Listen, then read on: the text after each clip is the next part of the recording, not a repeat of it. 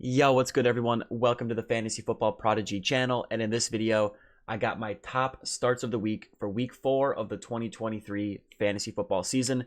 Week 3 was a great week for my starts of the week. We had guys like Kirk Cousins, who put up 367 yards, 3 touchdowns. We had Travis Etienne as a start of the week, who had 15.8 points in half PPR, was the running back 9 on the week.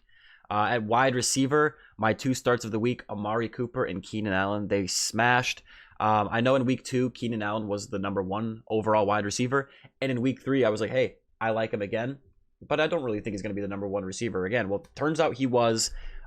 We did make Keenan Allen a start of the week on his 18 reception, 215-yard game, including a passing touchdown, 36.5 points in half PPR.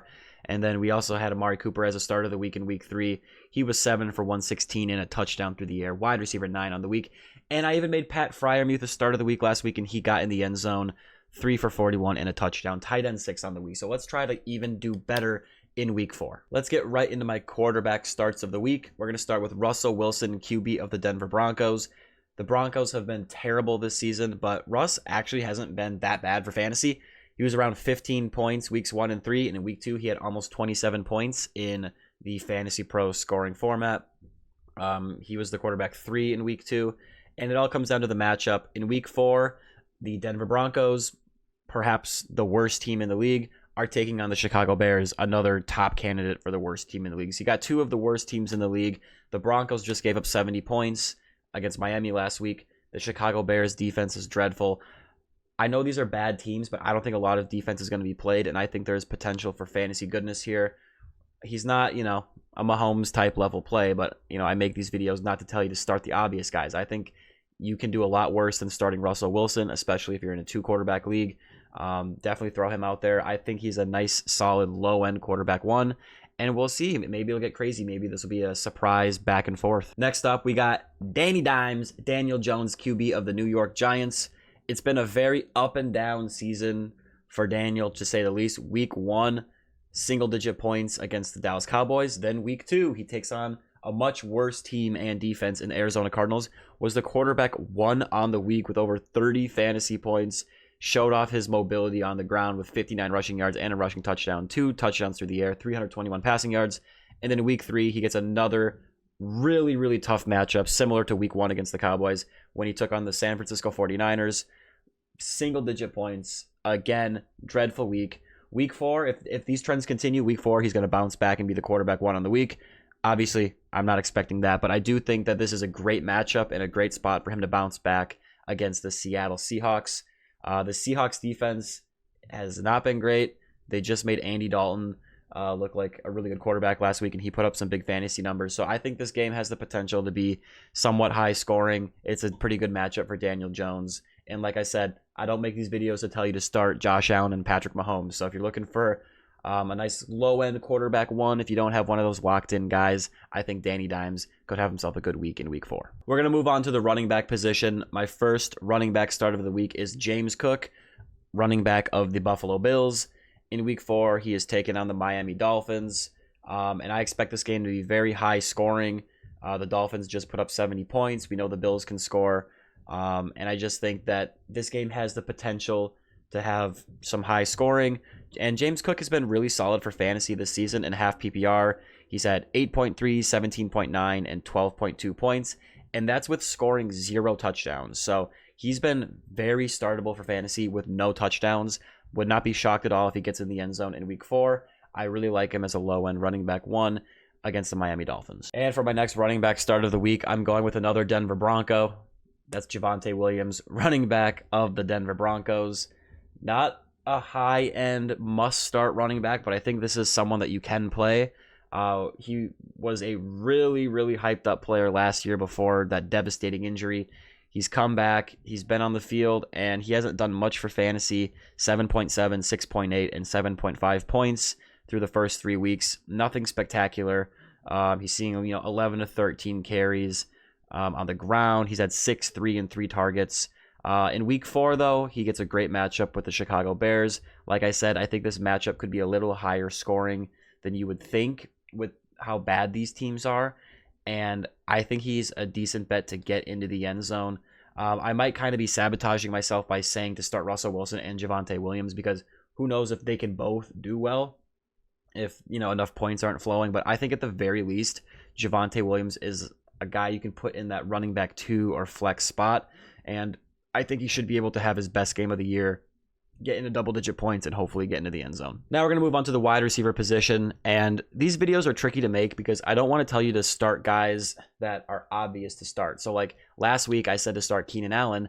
Now heading into week 4, it looks like he's an auto start. But, in week 1, he was good, not great. Then he had a wide receiver overall number 1 finish. I said to start him again, and he was the number 1 overall wide receiver again. So obviously, I still think you should start Keenan Allen, but I feel like I can't really make that an official pick because it's so obvious you're obviously starting Keenan Allen. I want to talk about a guy who, at times in his career, is someone who you're obviously starting. Would be stupid to put him in a video like this. But right now, I feel like it's worth talking about, and that is T. Higgins, wide receiver of the Cincinnati Bengals. We all know that he got goosed in week 1, 0 receptions, 0 points on 8 targets. Dreadful game for fantasy. And in week 2, I did make him a start of the week. I expected a bounce back. I know I was in a league where I saw him on a bench, and they regretted it because he did bounce back. 8 for 89 and 2 touchdowns through the air, 24.9 points in half PPR, the wide receiver 3 on the week. And then the following week, he came out, got 8 targets just like week 1, didn't goose, but only had 2 for 21, 3.1 points in half PPR. So it's been an up and down season, and I do think that he will bounce back again in week 4. For some of you out there, you're probably starting him. You probably know that it's a great matchup, and you probably know that he's an elite talent in an elite offense, and you start him every week. But for some people, like my league mate where he was on the bench, this is for you.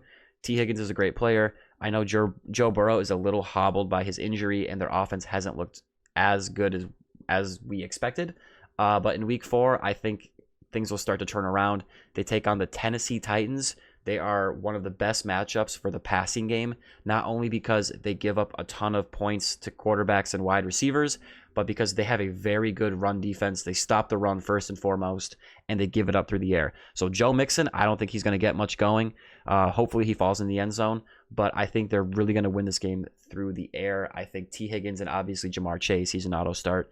Those are both guys you need to get in your lineup, and I think Joe Burrow is going to have a good game as well. So T. Higgins is a start of the week. Get him in your lineup because he has big game upside each and every week, and he's taken on a great matchup in the Tennessee Titans in week 4. Puka Nacua is my next wide receiver start of the week for the LA Rams. He's been nothing but phenomenal for the Rams. No Cooper Kupp to start the season. No worries. Puka's come out. He's put up 16.9, 22.6, and 9.7 points in half PPR. 15, 20, and 7 targets.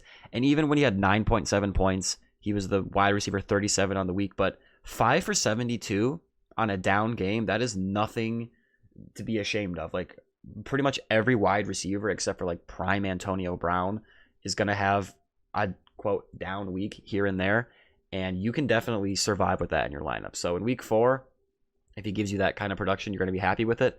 But if he gets back to that level of production where he's getting 15 or 20 targets and over 100 yards, you're going to really want him in your lineup. So he's taking on the Colts. I do think that this game has some sneaky higher upside potential. I think both offenses can put up some points. And Puka hasn't even gotten in the end zone yet this year, and he's been amazing for fantasy. So if he gets that first touchdown, you're going to be especially happy that you started him. But he's going to get a lot of targets. He's going to get a lot of catches. And if this game does hit the over and it's more points than expected, you're going to be very happy you started him. So I like him as a nice low-end wide receiver 1, high-end wide receiver 2 in week 4. I'm going with another Denver Bronco, Courtland Sutton, wide receiver. He's been solid for fantasy this year. This is not a must-start guy, but I think if you went running back heavy, or if you have some injuries at wide receiver and Sutton's on your roster, he's someone that you can definitely start this week. I haven't started him yet in my Dynasty League, and I am going to throw him out there this week in the flex just because I have some injuries and some stuff like that. So he's actually been pretty solid for fantasy, 11.2, 9.1, 15.1 points and half PPR. He hasn't had an amazing game yet, but he's been very solid and steady for fantasy. And it's the same case with Russell Wilson. He's taken on the Bears. It's a great matchup. Could be higher scoring than people think. And Russell Wilson has to throw the ball to someone. So Courtland Sutton, I like as a nice little flex play in week 4. And my final wide receiver start of the week, I honestly wasn't even going to put in the video, but I just have this feeling that I should at least talk about him. There is a little bit of worry with him, but I think it's someone where he's been good enough for fantasy, and it's a good enough matchup where I want to at least bring up his name, and that is Adam Thielen, wide receiver of the Carolina Panthers. Week 1 was ugly, only 2.2 points, only 2 targets, but since then, 7 receptions on 9 targets for 54 yards and a touchdown, 16.9 points in half PPR, which was only the wide receiver 18 that week, but 17 points, they'll take that, obviously. And then the following week against Seattle, 14 targets, 11 catches, a $145 through the air, got in the end zone again, 26 fantasy points, the wide receiver 4 on the week in week 3. And in week 4, he takes on the Minnesota Vikings in a revenge game. Adam Thielen, Minnesota native, went to Minnesota State Mankato, had a great career for my Minnesota Vikings. Now he's on the Carolina Panthers. It's a revenge game in Carolina, and this comes down to a few things. So the Vikings, I'm a Vikings fan, and I have to even admit our defense is not good at all. It's actually quite bad. We just gave up 400 yards to Justin Herbert.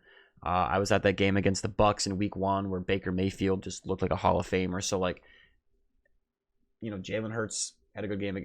Defenses are, our offenses they usually have good games against our defense. Adam Thielen is looking like the primary target for the Panthers. Now, last week against Seattle, Andy Dalton was the starter. It's looking like Bryce Young, rookie quarterback, is going to be back out there from what I'm hearing. I do think that kind of downgrades Thielen a little bit. I think when you have a rookie out there, especially one that hasn't looked amazing like Bryce Young, it kind of hinders the offense, whereas Andy Dalton, he's not that good, okay? But he's a veteran. He can get the ball to his weapons, like we saw him do last week.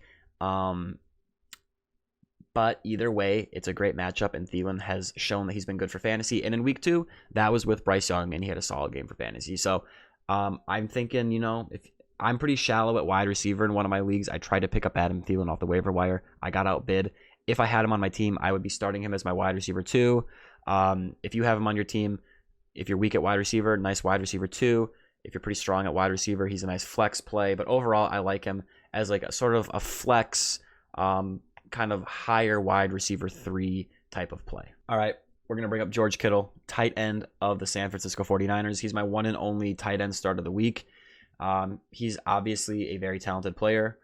Some say he's the best tight end in the league. He just doesn't always get the opportunity. Weeks 1 and 2, only 6 and 3 targets, turned into 3.5 and 4.5 fantasy points. Very forgettable. But at the tight end position, pretty much anyone you're starting is going to have games that are pretty bad to mediocre, unless you're Travis Kelce. But George Kittle is that rare player who can have a big game, his big playability. Last week against the Giants, 7 receptions on 9 targets, 90 yards. There's not a lot of tight ends who can put up close to 100 yards. And he had 12.5 fantasy points, was the tight end 5 on the week. Now in week 4, there's a lot of things going for him. Okay, he gets the Arizona Cardinals. That's a good matchup. The Cardinals are not good. I think the 49ers will win this game. And what I even like more about this situation for Kittle is that both top wide receivers for the 49ers, Deebo Samuel and Brandon Ayuk, are a little banged up, dealing with injuries. I'm not sure who's going to suit up and who's going to sit. Maybe they both play. Maybe they both sit. Maybe one plays and one sits. I don't know. But if they're limited, or if one or both of them don't play, we've often seen that is when George Kittle kind of takes a step up in opportunity. We saw that last week with the Giants. He was on the field. Brandon Ayuk, wide receiver, was injured, not out there, and we saw him get his season high in targets, 9 targets, which is how many he had in weeks 1 and 2 combined. So with the other options being limited and potentially missing the game, with the matchup, this is just a great play. I think he's a safe play, but he also has that big elite upside where he could definitely hit a big long bomb touchdown, which 99% of tight ends in the league can't even do. So he's a borderline must start tight end unless you somehow have like Travis Kelce as well. And that's going to do it for this video. Thank you for watching. I really appreciate it. Please make sure to drop a like, subscribe to the channel. Talk to you guys later. Peace out and good luck in week 4.